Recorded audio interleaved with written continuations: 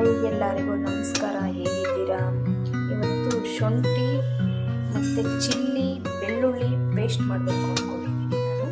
ಇದು ಎಲ್ಲದಕ್ಕೂ ಯೂಸ್ ಮಾಡ್ಬೋದು, ಚೆನ್ನಾಗಿರುತ್ತೆ. ಬಿರಿಯಾನಿ, ಕಬಾಬು, ಏನಾದರೂ ಪಲ್ಯಗಳು ಮಾಡಬೇಕಾದ್ರೂ ಒಂದೊಂಚೂರು ಹಾಕ್ಕೊಂಡ್ರೆ ತುಂಬ ಚೆನ್ನಾಗಿರುತ್ತೆ.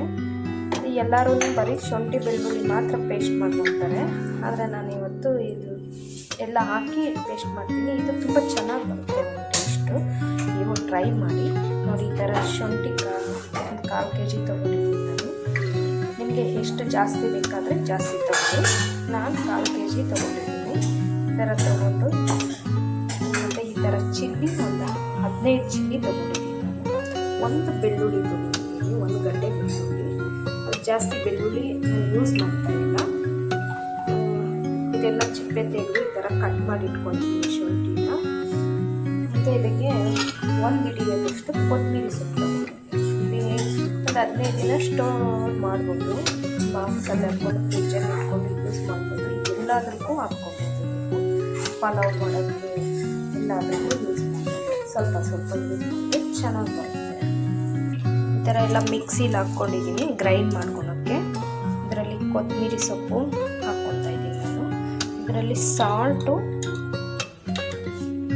ನಾನು 10 ಸ್ಪೂನ್ ಸಾಲ್ಟ್ ತೊಗೊಂಡಿದ್ದೀನಿ. ಸಾಲ್ಟ್ ಹಾಕ್ಕೊಂಡು ಗ್ರೈಂಡ್ ಮಾಡ್ಕೊಬೇಕು.